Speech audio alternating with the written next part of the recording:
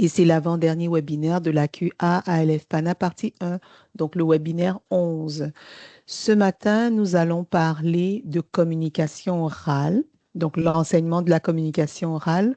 On va parler également des interactions langagières riches, des approches plurilingues et puis bien évidemment de découverte de ressources. Et si nécessaire, on va revenir à la tâche finale s'il y a des questions et des zones d'ombre ou bien des suggestions à faire. Je suis toujours ouvert à toutes ces choses-là.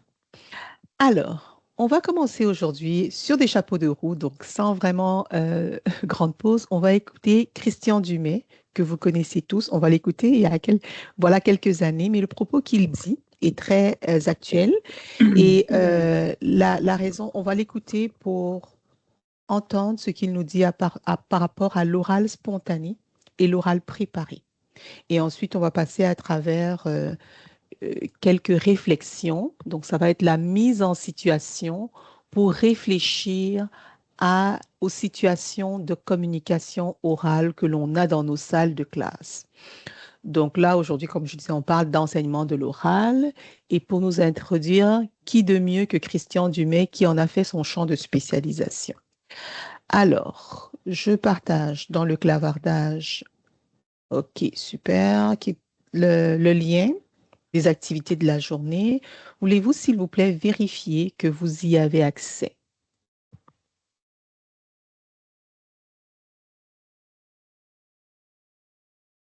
OK, super. Alors, de quoi j'aimerais qu'on parle?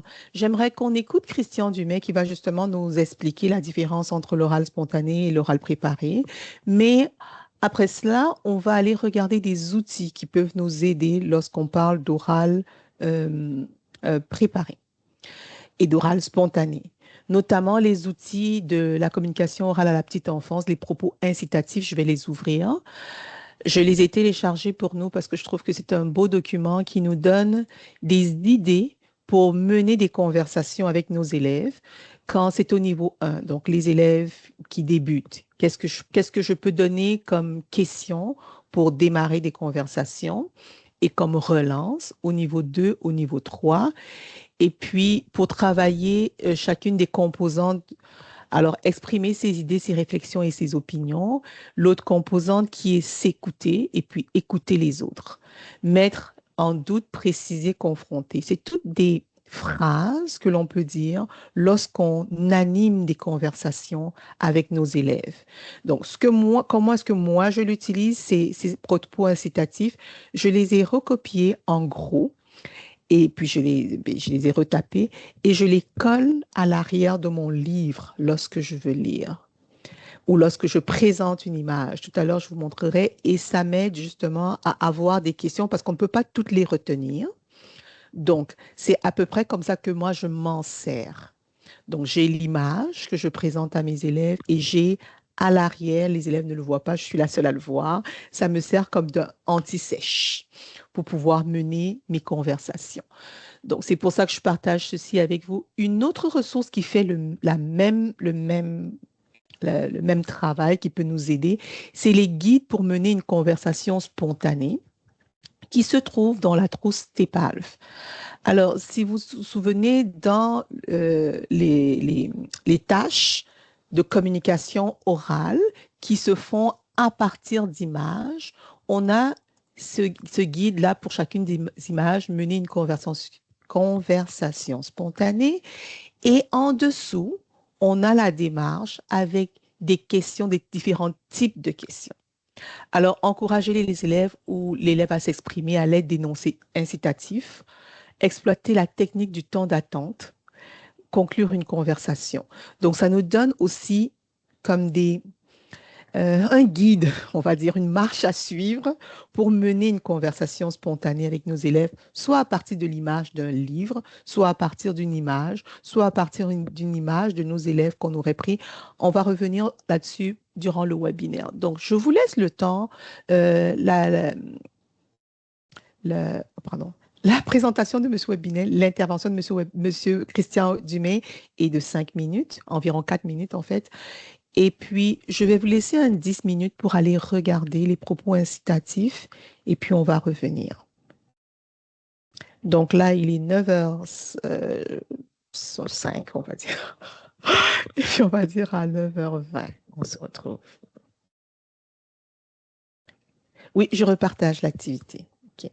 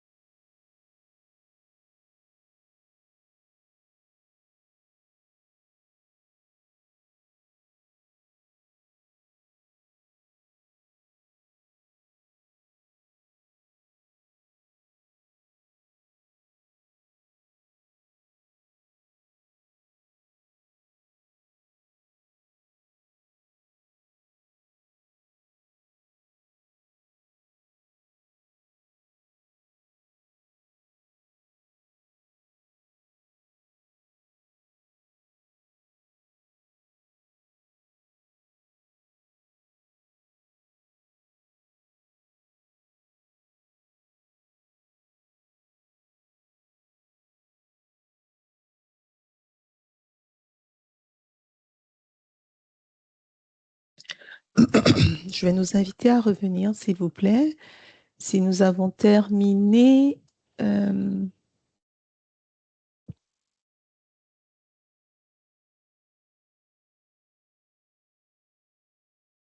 alors, dans le document que j'ai partagé avec vous, je vais vous inviter à le rafraîchir parce que je me suis rendu compte qu'il manquait une des ressources que je voulais également partager avec vous par rapport à la communication orale spontanée. Donc, je l'ai ajoutée. Si vous rafraîchissez, vous allez la voir. La nouvelle ressource, je vous la montre ici. Mais c'est celle, étape d'une conversation structurée de On lit. Alors là, on a les étapes. Donc, si je vais rapidement à la ressource, alors elle va s'ouvrir ici. Ouvre-toi, ouvre-toi. OK.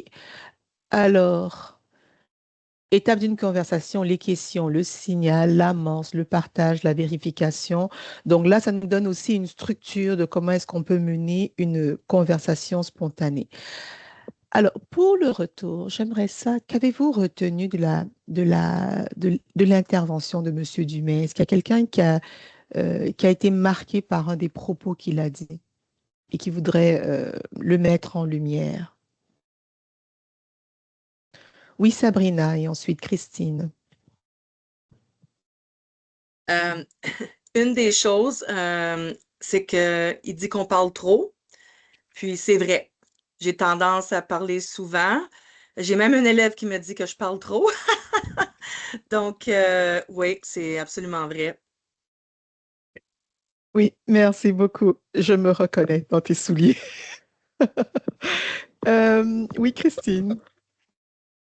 Moi, c'était la préparation à une présentation, une communication spontanée ou plus formelle. C'est vrai que ce qui dit, la préécriture, on l'a fait avec l'élève et souvent, euh, c'est ça, on l'envoie à la maison pour la préparation. Donc, je retiens ça.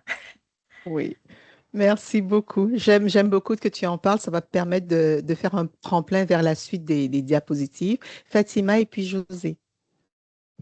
Il a parlé aussi de viser les champs d'intérêt des élèves pour alimenter les discussions, pour garder toujours les élèves intéressés et engagés en salle de classe. Oui, ça c'est un bon point également qui va faire justement, qui va nous aider à faire la suite. Engager les élèves. Et José. Moi, j'ai pris en note qu'il faut amener l'élève à avoir le goût de vouloir parler en français, puis développer cet intérêt naturel-là.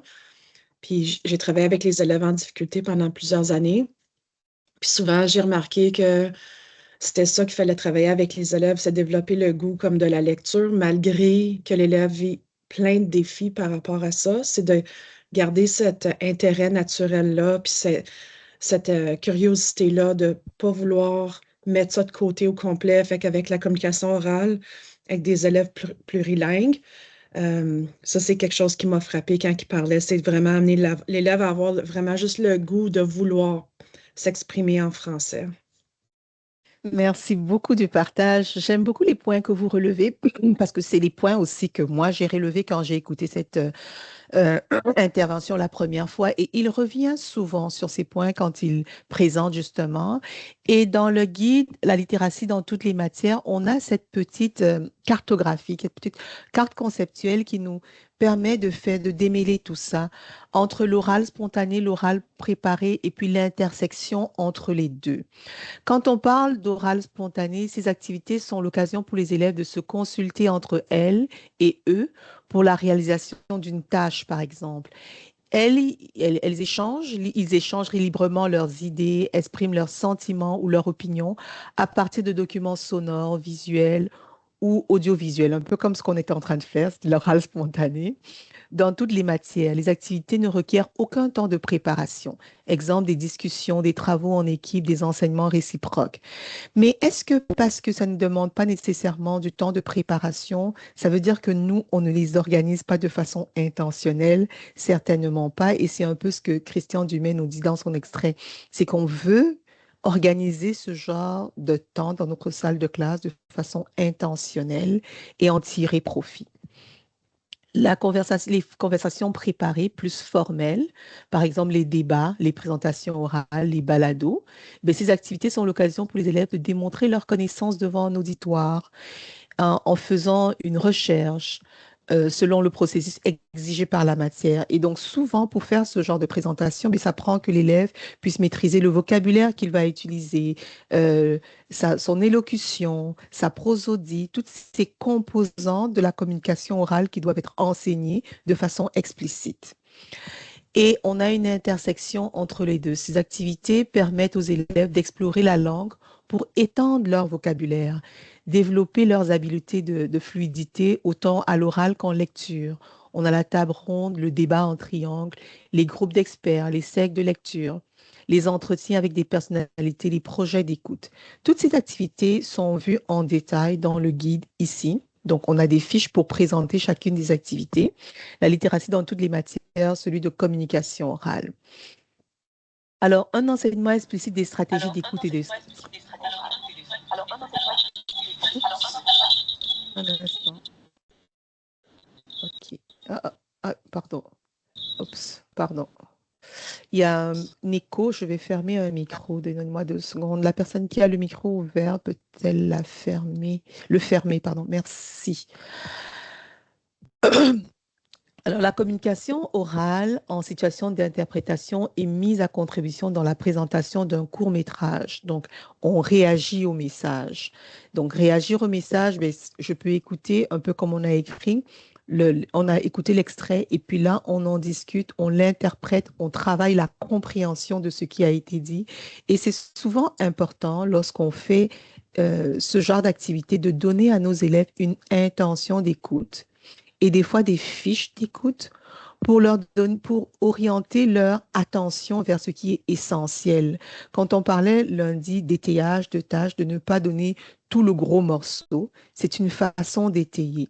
Lorsque j'ai un extrait à faire écouter par les élèves, c'est souvent intéressant et c'est payant de leur donner une intention d'écoute et un guide d'écoute pour que leur esprit n'aille pas partout et nulle part, mais qu'ils restent focalisés sur l'information essentielle. Alors, une des activités que l'on fait beaucoup et qui est très payante, qui est facile à mettre en œuvre, c'est le pense-parle-partage. Alors, l'élève réfléchit seul à une question ou à un problème, il active ses connaissances, organise ses idées et prend une position. Parle, il échange avec un partenaire, les élèves comparent leurs réponses, justifient leurs choix et clarifient leurs pensées, et puis partage. Le duo partage ses idées avec la classe ou alors l'individu partage ses idées avec la classe. Et là, c'est une façon justement d'étayer la communication orale de nos élèves qui ont plus de difficultés et même pas ceux qui ont plus de difficultés. Même pour nous, d'avoir un PPP, c'est toujours plus payant parce qu'on a le temps de se préparer. Une autre façon, c'est la dictée, la négociation orthographique, la dictée métacognitive. On a plusieurs façons de la nommer. Alors, l'enseignant fait une dictée individuelle. L'élève écrit le texte ou le mot qui est dit et puis il la relit. Ensuite, il se met en petits groupes, il compare leurs versions, il discute des différences, argumente, produisent une seule dictée commune. Et puis là, il y a la mise en commun avec l'enseignant.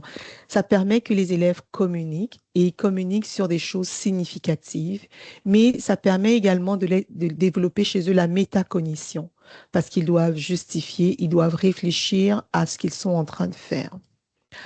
Alors, on parlait de sujets qui les intéressent et de les préparer. Une des façons de faire, c'est on est à la récréation, j'ai une garde, je vois mes élèves pendant que je suis à la garde, je prends des photos d'eux. Et ces photos pourront servir à mener une conversation spontanée. Et on a vu avec les propos, que vois-tu sur l'image? Est-ce que tu reconnais quelqu'un? Est-ce que tu reconnais quelque chose? Et là, on peut faire de l'étiquetage. Ça peut être l'occasion d'enseigner du vocabulaire et de partir de conversations qui les intéressent parce qu'ils sont les acteurs de ce qui se passe. Donc, en général, quand je suis l'acteur d'une situation, j'ai beaucoup de plaisir à en parler parce que c'est moi le héros de l'histoire. Donc, faire de nos élèves les héros de l'histoire en partant de quelque chose qu'ils ont vécu. Là, on va passer à la deuxième activité de la journée.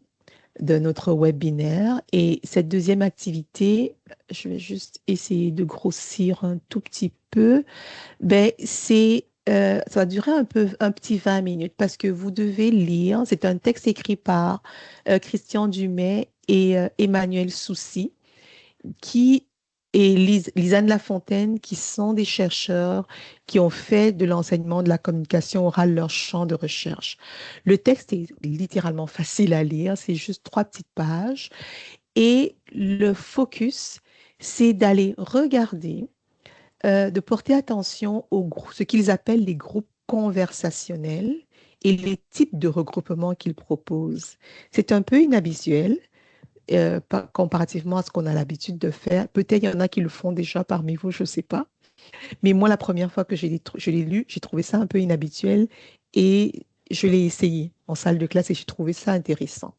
Donc, je vous laisse lire. Ça va vous prendre environ 20 minutes. J'ai maximisé, mais techniquement, avant 15 minutes, ça se lit bien.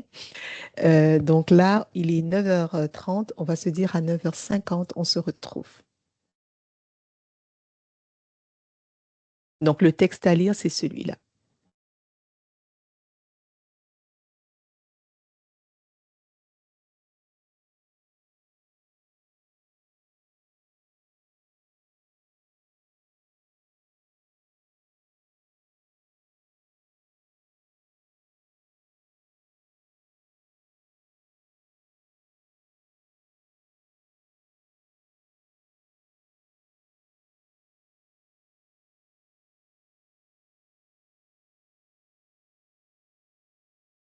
Oui, Serge.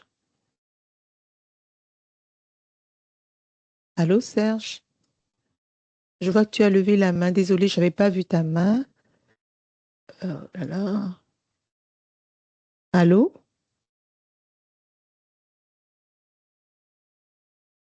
Est-ce que là, est-ce qu'il fonctionne? Oui, c'est Peux-tu tout bon. l'essayer? Patricia, s'il te plaît, si tu peux repartager le lien. Oui, je repartage tout de suite. Attends.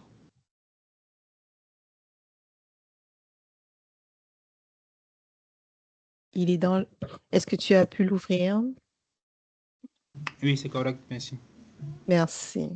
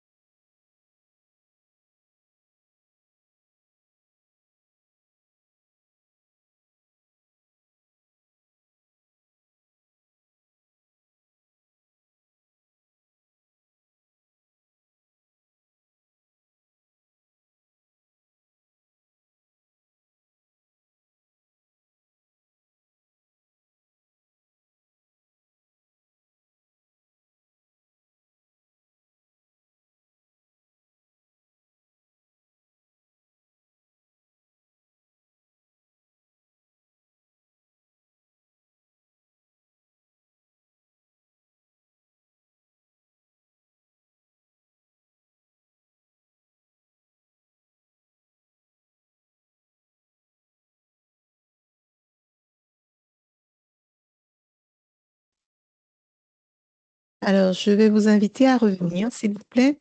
Il est 9h49, on va reprendre 9h50 comme prévu.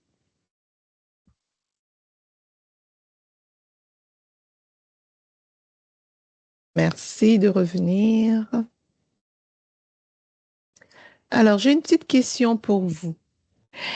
Que peut-on faire pour stimuler, après la lecture de l'article, j'imagine que vous avez répertorié plusieurs idées que vous pourrez réinvestir en salle de classe ou que vous pouvez suggérer à vos collègues aux collègues que vous accompagnez.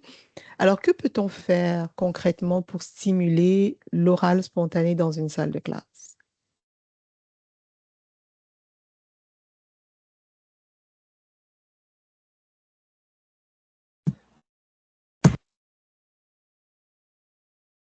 Oui, Jean-Bernard. Ensuite, attendez, il faut que j'aille dans le bon ordre, désolé.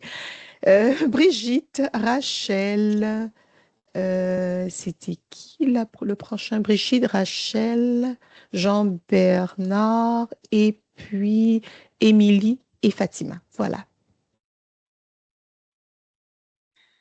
OK, j'ai pris plein de notes, là, mais les deux premières choses que j'ai écrites, c'est comme de prendre du temps, s'arrêter, puis mettre du temps de côté, que c'est légitime de s'arrêter juste pour discuter. Puis la deuxième chose, c'est de s'assurer qu'on a des expériences partagées sur lesquelles on veut discuter, plutôt que des choses qui sont arrivées à la maison ou à l'extérieur, parce que le retour puis les échanges sont moins faciles dans ce temps-là. Fait comme l'exemple de qu'est-ce que tu as fait en fin de semaine, ça fait un petit partage peut-être plus court, puis on n'a pas nécessairement un échange, tandis qu'une sortie scolaire va apporter beaucoup plus d'expériences partagées. Merci beaucoup du partage. Est-ce que tu l'as ajouté? Je t'ai coupé la parole, désolée. Oh non, non, c'est pas grave, j'ai plein d'autres notes, mais je m'arrête là. Ok, d'accord. Rachel, ensuite Émilie. Ah Ce oui, que j'ai aimé comme stratégie qui a été mentionnée, c'est de parler des petits parleurs, des moyens parleurs, des grands parleurs. On parle souvent de ça. Par exemple, on utilise souvent la stratégie du PPP à l'école pour aller écouter nos petits parleurs quand ils sont dans l'étape de parle avec leurs partenaires, parce que là, c'est comme plus sécurisant pour eux autres de s'exprimer. Mais j'aimais l'idée de faire des activités où on regroupe nos petits parleurs ensemble de façon stratégique dans un cadre d'une activité parce que c'est vrai qu'on les entend pas beaucoup parler, puis des fois, c'est parce qu'ils n'ont pas les mots pour le dire, des fois, c'est parce qu'ils n'ont pas la confiance pour le dire. Puis j'aimais l'idée de comme si l'enseignant peut aller accompagner. À ce moment-là, ça donne un milieu sécurisant où ce que l'élève peut peut-être prendre plus de risques que qu'est-ce qui serait plus à l'aise à faire en grand groupe. Puis les grands parleurs, j'ai aimé qu'ils mentionnaient qu'il faut qu'ils apprennent à s'écouter puis à faire des tours de prise de parole. Puis c'est vrai que ces élèves-là, c'est toujours ceux qui parlent, puis mais ils ne s'écoutent pas beaucoup. Puis on sait que ça, c'est dans le stade de, comme on en a parlé par le passé, de l'égocentrisme, que mes oui. idées sont bonnes, puis les idées des autres, c'est pas important. Puis je pense que c'est important de travailler cette compétence-là qui s'écoute aussi. Merci beaucoup du partage. La grande parleuse en moi, chaque fois que je lis ce morceau-là, je me dis, ah oui, c'est tellement vrai, parce que s'écouter, ça fait partie des stratégies de communication orale, hein, être capable de s'écouter et écouter les autres. Jean-Bernard, ensuite Émilie et puis Fatima.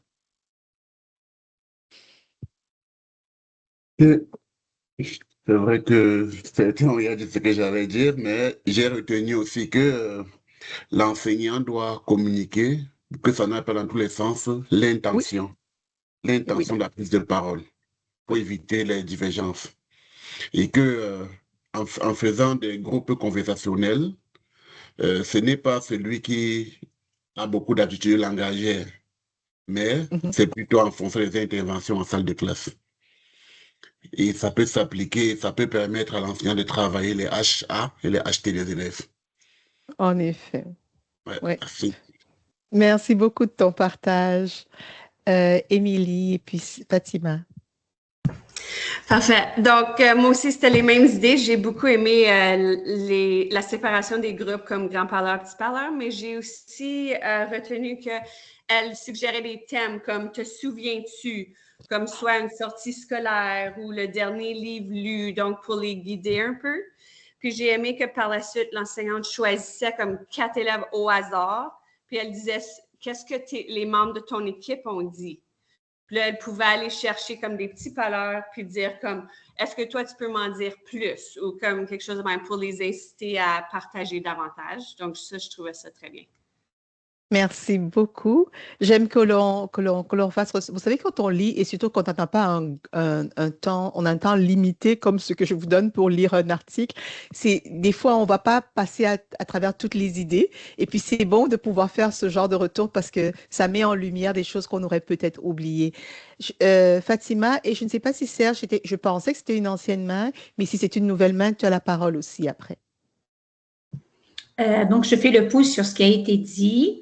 Abandonner les questions vagues et personnelles qui incitent l'élève à donner des réponses fermées et répétitives.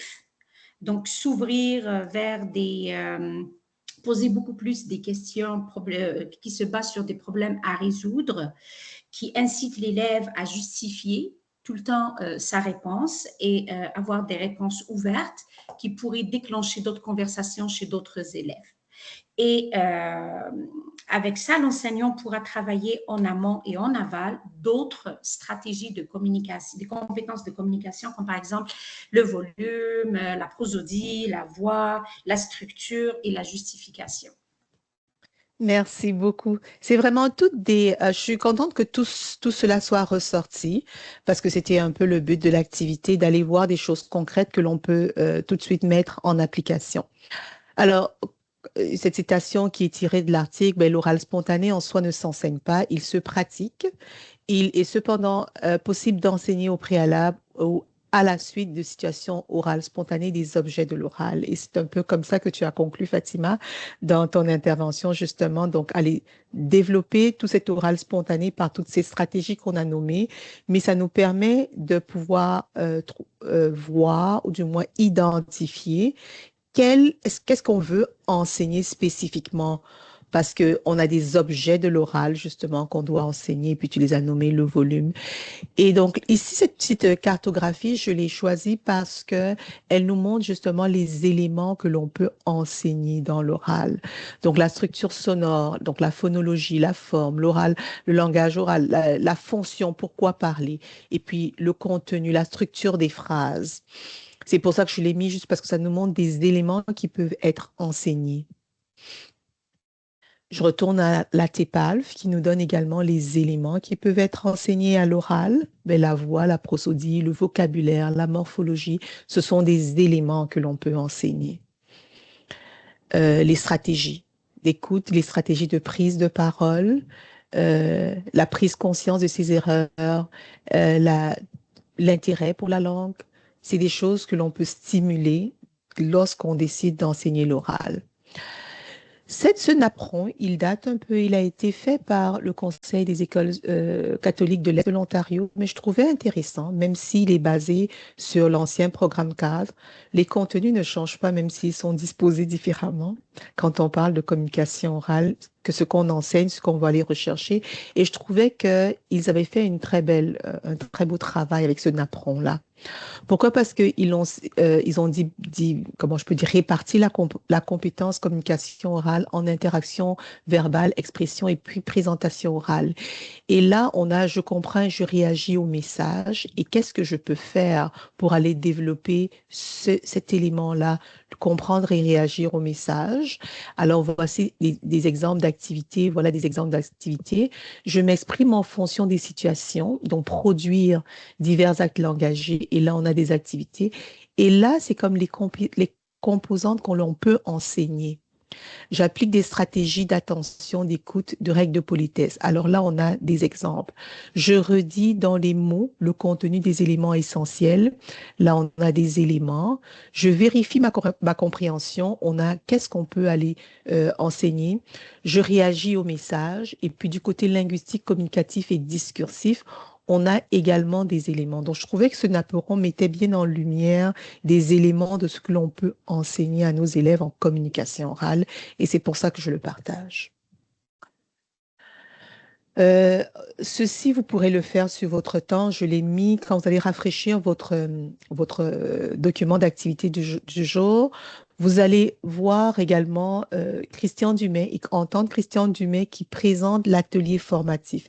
L'atelier formatif, c'est une séquence didactique qu'il a mis au point avec Lisanne Fontaine sur comment enseigner les objets de l'oral. Il y a tout un livre là-dessus qui s'appelle Enseigner l'oral, c'est possible.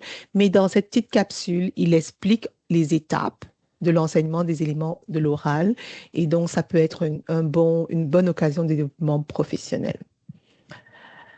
Des ressources qui peuvent aider au développement de l'oral, je pense que plusieurs l'ont déjà mentionné, c'est Moril, celui-là de Radio-Canada, qui peut aider pour l'apprentissage de la langue, surtout pour nos élèves plurilingues et qui ont besoin d'apprendre le français, et même tous nos élèves d'ailleurs. Et puis, on a également sur TV5 Monde, Apprendre le français, c'est des belles capsules aussi. C'est un site gratuit pour améliorer sa compréhension du français à partir de vidéos. Je vous l'ai mis également. Et puis, on a ceci, le dictionnaire plurilingue Babadada. Psst, ouvre-toi. Oui, je suis un humain. Alors, le dictionnaire plurilingue Babadada, on peut choisir la langue cible. Et puis, ce qui est intéressant, on va dire anglais, et puis là, la langue cible, ça va être le français. Alors, on peut avoir des imagiers et on va trouver, mettons, tout ce qui est relié à l'école. Et là, j'ai comme un imagier qui me donne des différentes thématiques. Si je vais à la cuisine, par exemple, là, l'élève a le mot dans sa langue initiale et la langue cible. Donc, ça, c'est une des ressources. Et puis, on a le Rosetta Stone. Ça prend un abonnement, c'est payant, mais ça reste également une très belle ressource pour aller apprendre la langue. Oui, Fatima. J'ai une question. Je retourne juste au texte qu'on vient de lire. J'aimerais juste pousser un petit peu ma compréhension. On nous a souvent demandé de faire des groupes quand on fait des groupes en salle de classe, des groupes hétérogènes. Donc, on va avoir à peu près le profil de tout le monde. Et puis, le faible va être mis avec un fort, que ce soit au niveau du vocabulaire, de la communication ou d'organisation des idées. Il y a comme une sorte d'entraide pour aider un petit peu celui qui n'est pas rendu au même niveau que les autres. Mais là, dans ce texte, j'ai vu qu'on doit regrouper, ou il faut regrouper les élèves selon leur profil, donc les moyens parlants, les bons parlants et tout. Donc, j'aimerais juste trouver la bonne, juste par expérience, en salle de classe, quand je regroupe, mettons, les élèves, les moyens parlants ou les plus faibles ensemble, je me dis, tiens, je vais m'asseoir avec eux et puis je vais travailler certaines choses. Il n'y a rien qui se fait dans ce groupe. Mais par contre, quand je répartis ces profils, ces élèves-là qui sont quand même assez faibles par rapport au reste de la classe, je les mets dans les autres groupes, ils réussissent quand même un petit peu à ne serait-ce que de répéter, imiter les autres et produire quelque chose. Ta question est une bonne question. Et c'est ce qui est beau avec la recherche, c'est que dans la recherche, il faut toujours se demander c'était quoi l'intention. Alors, quand tu es en salle de classe et que tu mets en œuvre une stratégie, la question qu'il faut toujours te poser, c'est l'intention. Un peu comme chez le médecin. Okay? Je vais te donner une solution en fonction de ce que je veux résoudre. Tu as bien expliqué, lorsque tu veux des groupes hétérogènes, c'est pour aller chercher le soutien par les pairs. Ça, c'est parce que ton intention à ce moment, c'est d'aller chercher le soutien par les pairs pour étayer la communication. Je fais des groupes hétérogènes. Mais si mon intention, et c'est ce que le texte nous disait, est d'aller permettre aux élèves grands parleurs d'apprendre des stratégies d'écoute et de prise de parole, attendre le tour. Alors là, mon intention, lorsque je les regroupe de façon homogène, est différente. Donc, chaque fois qu'on lit un texte qui nous suggère des activités ou des façons de faire, il faut toujours se demander c'est quoi mon intention. Je vais revenir par exemple à notre tâche sommative C. Alors, vous avez une lecture interactive enrichie à faire. L'intention est de pouvoir partir d'un livre de littérature jeunesse parce que là, on touche aux 4 domaines parce qu'on a vu que dans l'approche intégrée du français, je dois pouvoir toucher toujours aux 4 domaines, même si j'en cible spécifiquement un.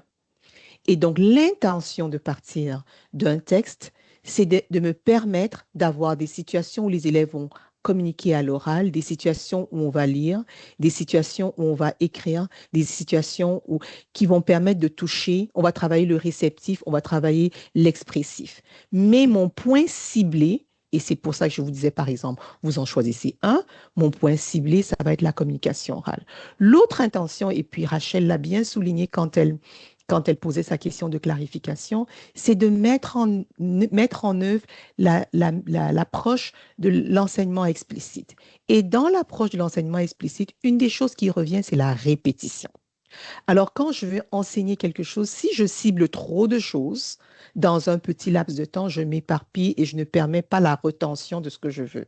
Alors, c'est pour ça que, par exemple, puisque mon intention, c'est de mettre en œuvre la démarche de l'enseignement explicite, je choisis juste 2 notions enseignées, sachant que j'ai à peu près, 3 à 5 jours, mais plus, en fait, 10 jours. Et la première semaine, je vais enseigner une des notions que je vais répéter de différentes façons pour que l'élève le comprenne. La deuxième semaine, je prends ma deuxième notion que je répète. Donc, tout le temps, il faut se demander intention. C'est quoi mon intention? Et c'est l'intention qui te dicte la stratégie. Donc, il n'y a pas une stratégie que l'on met en œuvre toutes les fois, mais ma stratégie, je vais faire appel à une stratégie en fonction de mon intention. Et c'est pour ça que Hattie, je disais, j'aimais beaucoup la citation de Hattie que je vous ai mis en début. L'acte d'enseigner consiste en avoir toujours une intention et de savoir où sont rendus nos élèves et quand est-ce qu'ils ont atteint ce qu'on souhaite qu'ils atteignent pour pouvoir les amener plus loin. Donc, c'est toujours l'intention qui me dicte la solution. Mélanie, ah oui, OK. Je ne sais pas si ça répond à ta question. Oui, absolument. Merci beaucoup. Ça fait plaisir. Alors, là, j'aimerais qu'on prenne un petit temps de parler d'approche plurilingue parce qu'on a vu que nos petits parleurs, des fois, ça peut être parce que c'est des gens gênés. C'est pas parce qu'ils n'ont pas des idées, mais c'est tout simplement parce que c'est pas des gens qui aiment parler. Il y a des gens comme ça qui sont plutôt introvertis. Mais on a aussi des petits parleurs parce qu'ils ne peuvent pas, ils sont encore à l'étape où ils apprennent la langue, ils absorbent et ils ont de la difficulté à dire leurs idées. Et ces élèves-là qui sont en apprentissage de la langue, la recherche, Marie-Paul Laurie, Françoise Armand et beaucoup d'autres chercheurs canadiens et puis européens ont mis en lumière que les approches plurilingues pourraient être un moyen d'aller soutenir l'apprentissage de la langue chez ces élèves plurilingues-là. Alors, on va regarder. Alors, qu'est-ce que les approches plurilingues nous suggèrent? Afin que l'élève s'appuie sur ce qu'il connaît déjà et qu'il s'engage activement dans ses apprentissages, il est important que le milieu scolaire reconnaisse et valorise son bagage linguistique antérieur. Il n'est pas nécessaire ni souhaitable d'oublier les mots connus dans une langue pour en apprendre de nouveaux dans la langue seconde. La mission de l'école est bien de permettre aux élèves d'apprendre et non de désapprendre. Par le passé, on avait tendance à dire, il faut juste parler le français comme s'il fallait désapprendre les autres langues que les élèves connaissent. Aujourd'hui, le but n'est pas d'apprendre toutes les langues du monde dans une école de langue francophone, de langue française, certainement pas, mais de se servir des connaissances antérieures des élèves ou du moins d'aider les élèves à s'appuyer sur le déjà là pour construire la nouvelle connaissance. Et on est tous en apprentissage et heureusement, le ministère nous donne des ressources et aujourd'hui, j'aimerais vous présenter certaines de ces ressources-là. C'est quoi les avantages des approches plurilingues selon la recherche? C'est d'alléger la charge cognitive, de donner du sens en reliant les savoirs scolaires aux expériences personnelles des élèves et de renforcer le bien-être en valorisant l'expertise linguistique des élèves. Alors, les approches plurilingues vont souvent mettre en lumière 4 concepts. Le translanguaging, donc les habitudes de translangage, je pense que c'est comme ça qu'on le dit en français, oui. Donc, c'est une utilisation fluide et intégrée de toutes les langues de l'élève dans une même activité. Donc, des fois, il va parler en utilisant les mots de toutes les langues, un peu comme le petit Bradley parlait en utilisant et le français et l'anglais. L'alternance de code, le passage d'une langue à une autre dans la même conversation. Je commence une phrase en français et puis ensuite je termine, la prochaine phrase est en anglais. L'intercompréhension, comprendre une langue grâce à la proximité d'une langue déjà connue. Par exemple, brick et brick en français. Ou, qu'est-ce que je pourrais dire? Hôpital, hospital. Toutes ces choses-là, en faisant des rapprochements linguistiques qui nous aident à comprendre la langue cible parce qu'elles ont les mêmes racines, elles ont la même étymologie des fois. Pedestrian, qui permet de... Le mot pédestre en français est moins utilisé qu'en anglais, donc ça permet à un élève de pouvoir comprendre le sens du mot pédestre s'il connaît le mot en anglais, par exemple.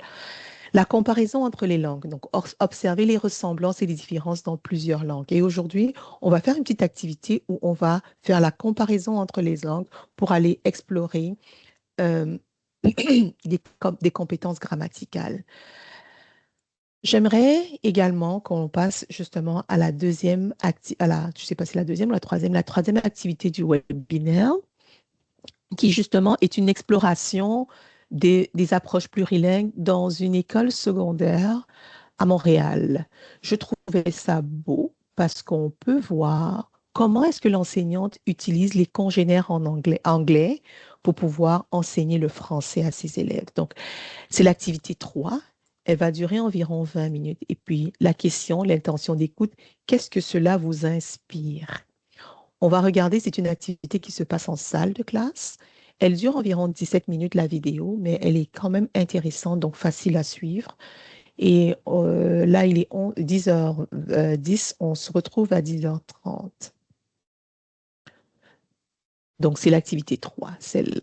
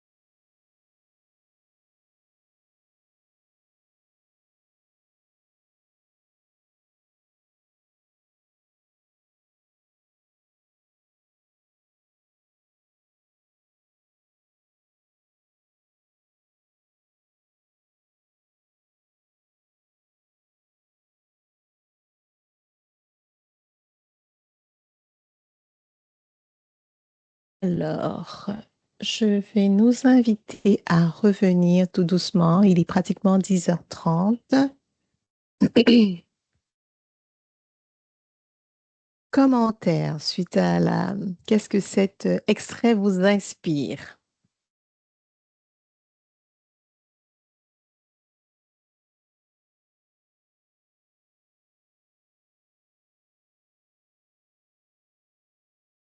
Mon Dieu, vous êtes bien silencieux. Oui, Fatima. Moi, Et puis ensuite Rachel, oui. J'ai trouvé cet extrait très extraordinaire. Je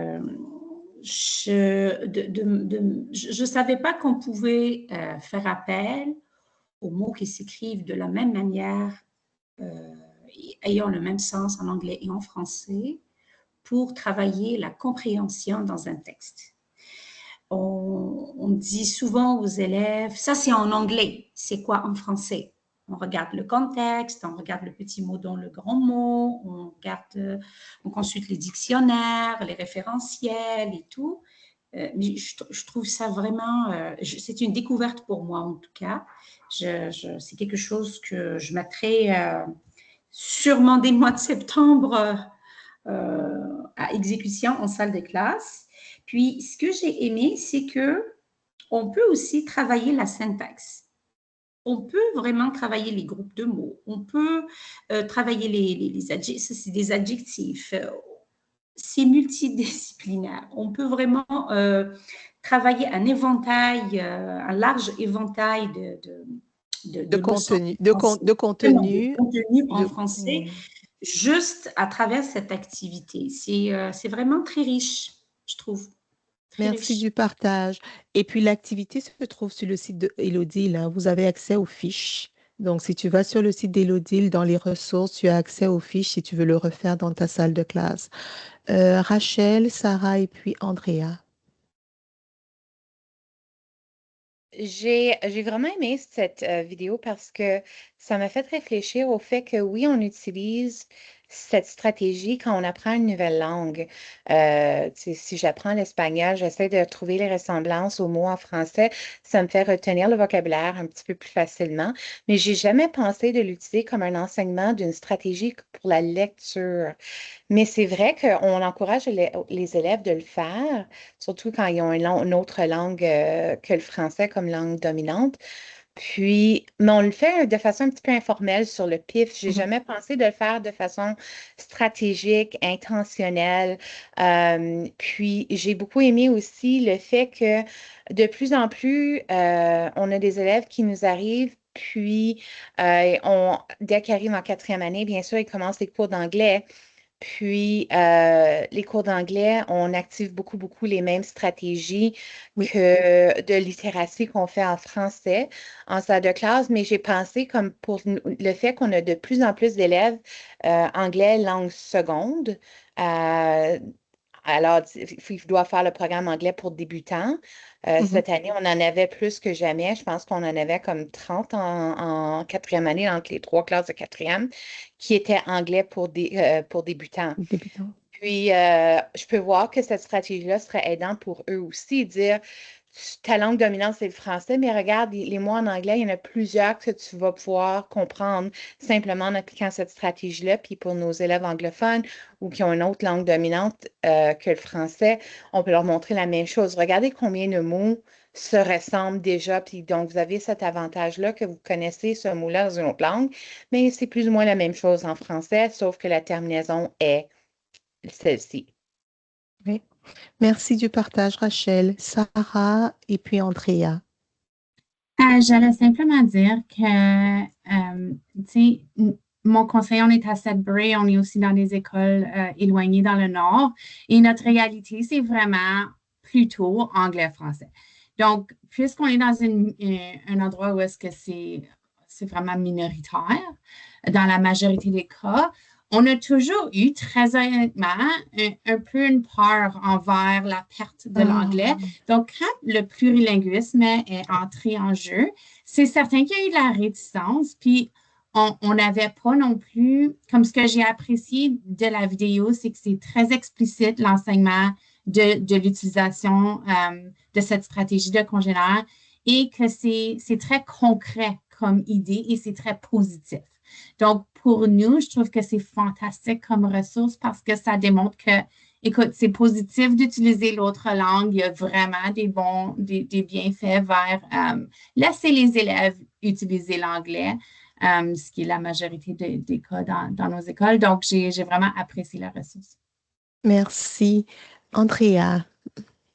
Peut-être juste aussi, étant donné que je suis dans la région de Sudbury, le Grand Sudbury, souvent, comme on vient de dire, c'est des élèves plutôt nouveaux arrivants en quatrième année qui ne connaissent pas l'anglais.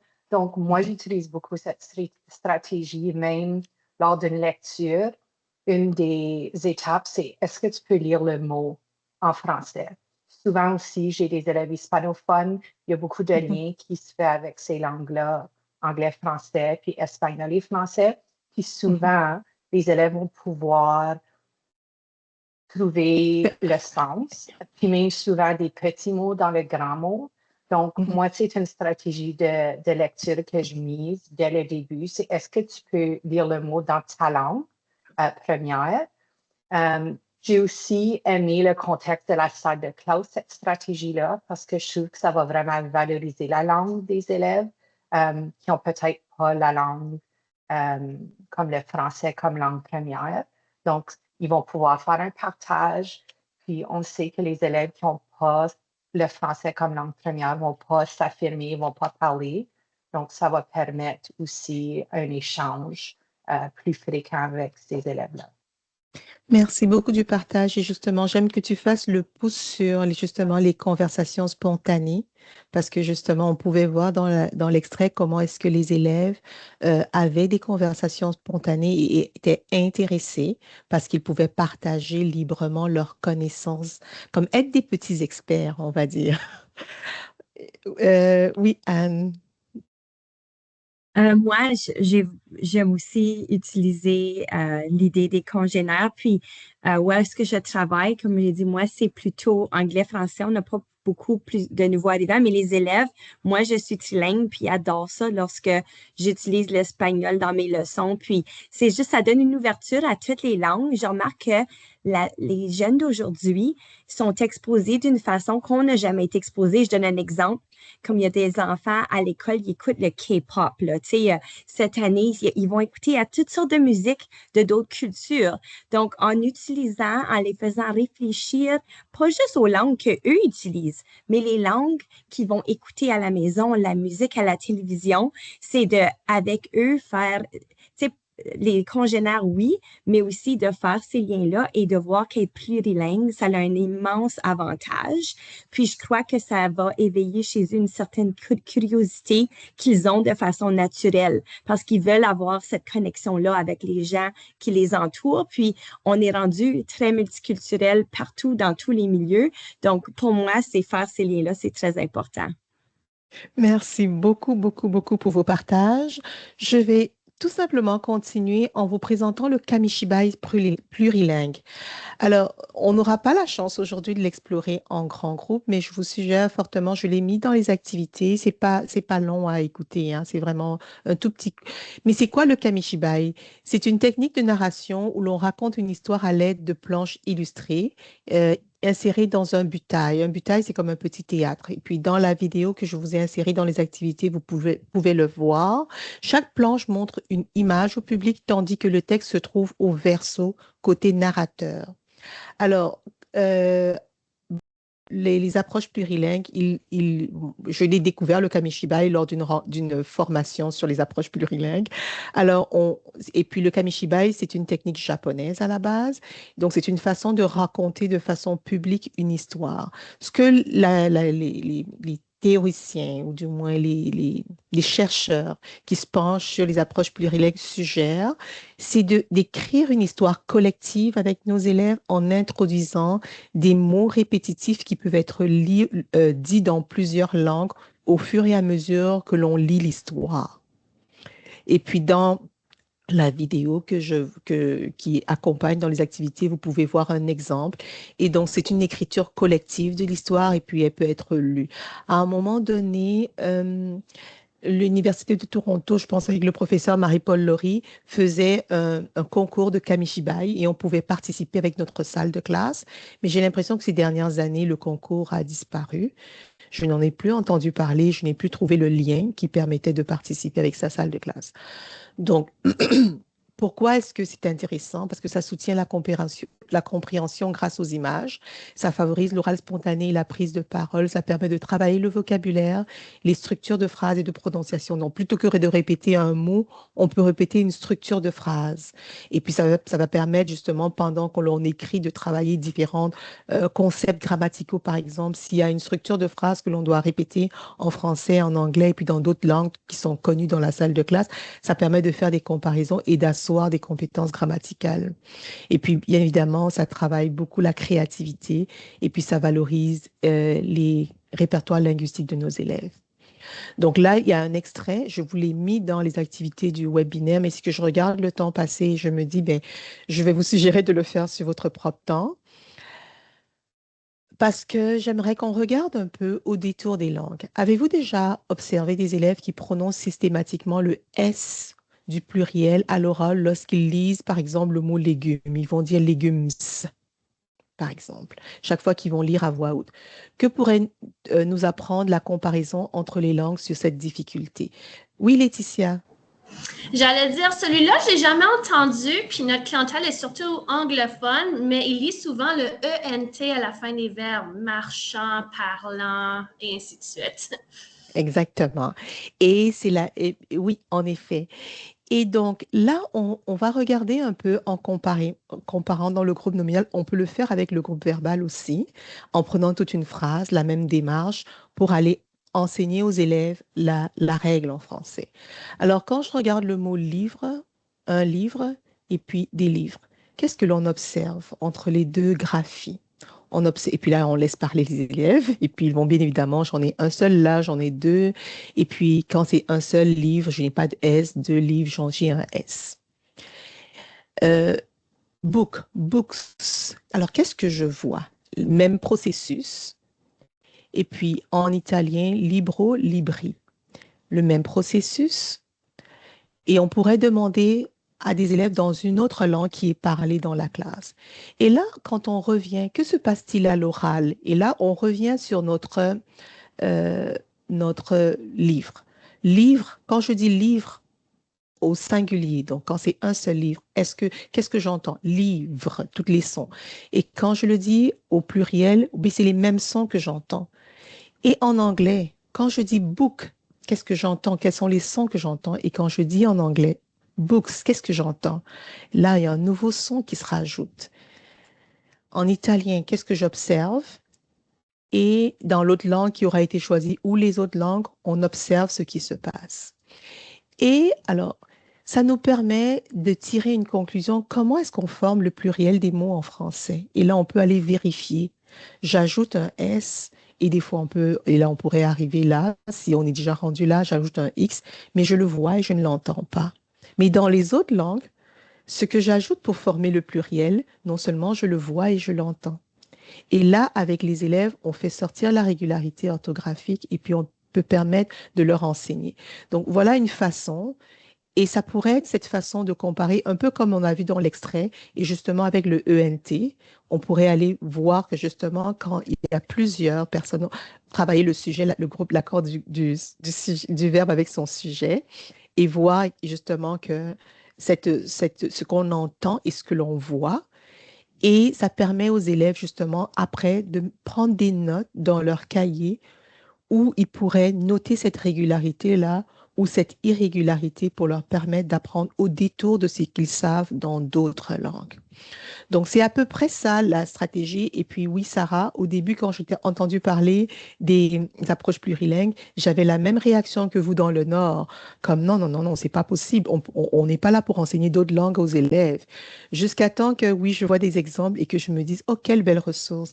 Et donc, l'objectif de vous montrer ça, c'est de dire, peu importe où est-ce qu'on est rendu dans notre aisance, il y a différentes petites activités que l'on peut mettre en place et la ressource, l'enseignement plurilingue de la grammaire et puis surtout guide, je vais vous montrer celui-là, surtout guide, le guide d'initiation aux approches plurilingues. On a à la toute fin des exemples de pratiques pédagogiques dans les milieux scolaires canadiens. Et donc là, on a des activités clés en main aussi ici. Donc, ces activités clés en main, vous pouvez cliquer dessus et puis vous avez des activités clés en main pour débuter, pour s'essayer, se tromper, recommencer, s'améliorer, mais au moins déjà des choses planifiées par des chercheurs comme Joël Thibault, Marie-Paul Laurie. Donc ça, c'est une ressource que j'aimerais vous présenter, que je voulais vous présenter. L'autre ressource, ben, c'est ça, l'enseignement plurilingue de la grammaire, c'est toute une plateforme. Donc, avec également aussi des exemples et des clés, des activités clés en main que vous pourrez utiliser dans vos salles de classe. L'autre chose que je voulais vous présenter comme ressource, c'est pas grand-chose, mais ça peut aider. C'est des bulles de phrases pour pratiquer l'accueil au primaire. Donc, pour nos élèves qui commencent vraiment de zéro au palier de l'éveil. Bonjour, comment ça va? Ça va bien, merci. Et toi? Donc, c'est vraiment juste des supports qui peuvent aider l'élève à communiquer quand il vient d'arriver. Merci, bienvenue, de rien. Peux-tu m'aider, s'il te plaît? Donc, ces mots-clés dont ils ont besoin au début pour pouvoir s'exprimer, on peut les plastifier, les mettre sur un anneau au début et ça peut leur donner comme des stratégies de dépannage pour vraiment nos débutants. Donc, j'ai voulu le mettre là. Dans les activités de la journée aussi, j'avais oublié de vous le montrer tantôt. Quand vous allez rafraîchir votre page, un instant, je vais aller grossir rapidement. Je vous ai rajouté ceci, c'est les déclencheurs de parole. Alors, c'est Christian Dumais et Emmanuel Soucy qui ont bâti la ressource. Ils partent de jeux que l'on a déjà dans nos salles de classe et qu'on pourrait utiliser pour mener des activités d'oral spontané en salle de classe. Donc, c'est comme une banque d'activités d'oral spontané à partir d'outils qu'on a déjà dans nos salles de classe. Par exemple, qu'est-ce que je peux faire avec Hexbands? Qu'est-ce que je peux faire avec un dé à pochette? Donc, c'est des activités qui ont été bâties. Je m'arrête ici. Oui, Laetitia. Mon ancienne main. OK, d'accord, il n'y a pas de souci. Mais je dois avouer que la ressource de l'approche plurilingue et tout ce qui a rapport à Joël Thibault, là, ça m'inspire. J'ai eu la chance de prendre une formation avec lui en ligne. Puis je pense qu'il y avait des ressources sur Only aussi. Oui. J'ai déjà mis en place et préparé des activités à mettre pour l'année prochaine parce que ça, je trouve ça une mine d'or, littéralement. Oui, en effet, c'est vraiment j'ai suivi oui, je me souviens, j'avais assisté à la rencontre moi aussi et c'était vraiment chouette. Oui. Alors, on retourne à notre tâche sommative. Si vous avez des questions, si vous n'en avez pas, je vais m'arrêter ici aujourd'hui, juste pour vous dire que merci pour vos commentaires, pour vos questions, parce que ça permet de préciser, de clarifier la tâche et je l'accepte très humblement et je vous remercie de vous sentir assez à l'aise pour me présenter vos préoccupations. Donc là, j'ai rajouté, parce qu'il y avait des personnes qui débutent en enseignement, il y a des personnes plus expérimentées. Donc, j'ai rajouté dans le document précision un petit tableau qui permet justement de visualiser pour ceux qui en auraient besoin ou de comment est-ce qu'ils pourraient répartir leurs slides et qu'est-ce qui est attendu. Et puis, j'expliquais la dernière fois au groupe de l'après-midi que, en général, oui, on va planifier sur 10 jours, mais s'il aurait fallu planifier sur 10 jours, ce serait très long. Mais la première notion, justement, à enseigner explicitement pourrait s'enseigner la première semaine avec des répétitions parce qu'on est en démarche de l'enseignement explicite. Et la deuxième leçon que vous avez choisie pourrait s'enseigner la deuxième semaine. Mais dans vos slides, tout ce qui est en surbrillance, c'est ce que je m'attends à voir.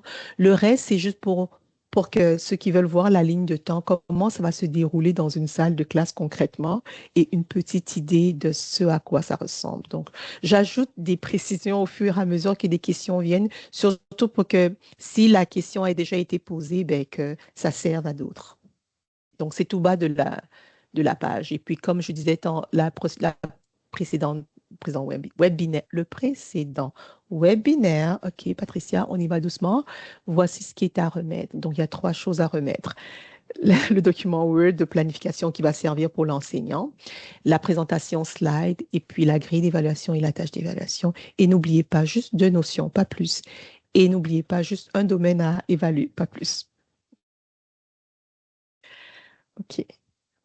Ben, j'ai terminé. Je vous souhaite une bonne journée. J'arrête l'enregistrement. Si vous avez des questions, je suis encore là.